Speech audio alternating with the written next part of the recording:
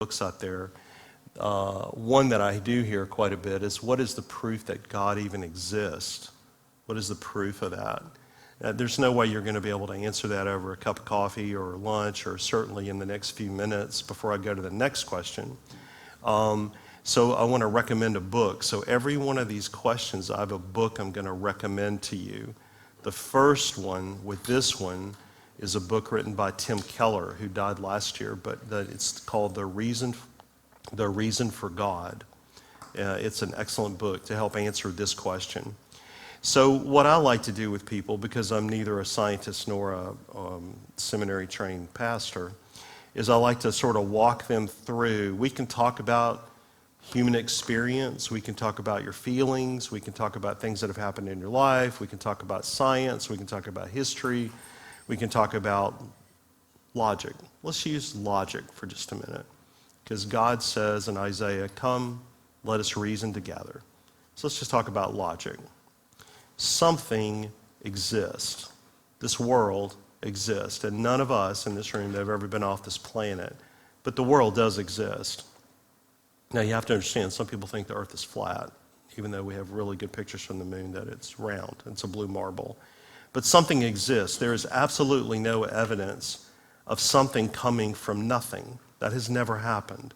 Even the most atheistic scientists will tell you something never comes from nothing. So there is something. Well, for something to have happened, something eternal either created it or the universe has always been here. Well, again, scientists will tell you we have signs of a world and a universe with stars and satellites and everything else, telescopes. We can see that the universe is aging. So it hasn't always been. So something eternal must have created it. The other thing too, and we'll talk about this in just a minute, is there's an order and a structure to the universe. There are a lot of pastors I listen to, a lot of books I read, and Louis Giglio is a guy who has a beautiful talk about the universe. I saw him at Belmont, I saw him live, did a fantastic job. But if we think we're the center of the universe, by the time Giglio's through, we look like a little pinprick or a golf ball on a big mega screen as he starts bringing these other universes in. But I do recommend The Reason for God with Tim Keller.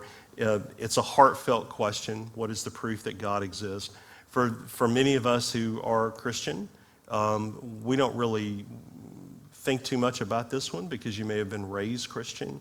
You may have had a Road to Emmaus event. You may have seen a bright light. You may have pulled off the side of the road. It may have been a song. It may have been a youth pastor. It may have been something.